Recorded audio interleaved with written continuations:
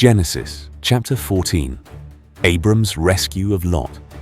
In the days when ancient kings ruled scattered cities and power was measured in conquest, a storm of war rose across the plains. Amraphel of Shinar, Arioch of Elasar, Chedorlaomer of Elam, Tidal of the nations. 4 kings bound together by ambition and alliance. They marched against 5. The kings of Sodom, Gomorrah, Admah, Zeboim, and Bela, the city later called Zoar. For 12 years, these cities had served Chedorlaomer. In the 13th year, they rebelled.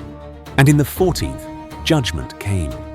The coalition swept through the lands with relentless force, striking the Rephaim, the Zuzim, the Emim, and the Horites in the hill country of Seir.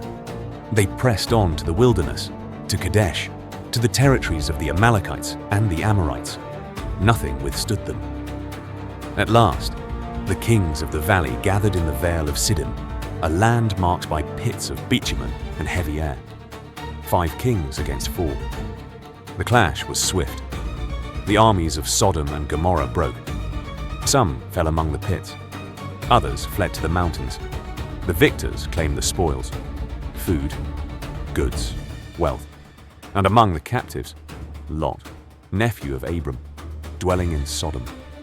He was taken, along with all he possessed. Far from the valley, Abram the Hebrew lived by the oaks of Mamre. An escapee came with breathless news. Lot had been taken. Abram did not hesitate. He called upon the men born in his household, 318 trained servants.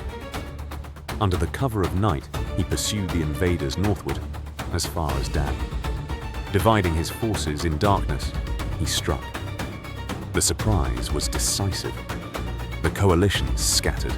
Abram pursued them beyond Damascus to Hobah. He recovered everything: the goods, the captives, Lot, the women, the people. A shepherd of tents had overcome kings. On his return, the king of Sodom came out to meet him in the valley of Shaveh, the king's valley. But another figure appeared first. Melchizedek, king of Salem, priest of the Most High God.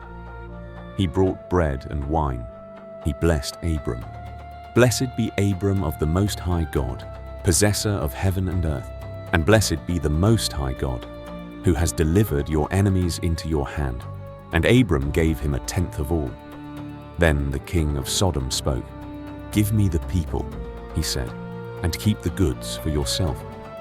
But Abram answered with quiet resolve. He had lifted his hand to the Lord, the Most High God, possessor of heaven and earth. He would not take so much as a thread or a sandal strap. No one would say that a king had made Abram rich. Only what the young men had eaten, and the portion belonging to his allies, Anah, Eshcol, and Mamre, would be accepted. And so the dust of battle settled. Kings had risen and fallen. Cities had trembled. Armies had scattered. Yet in the silence that followed, one truth remained.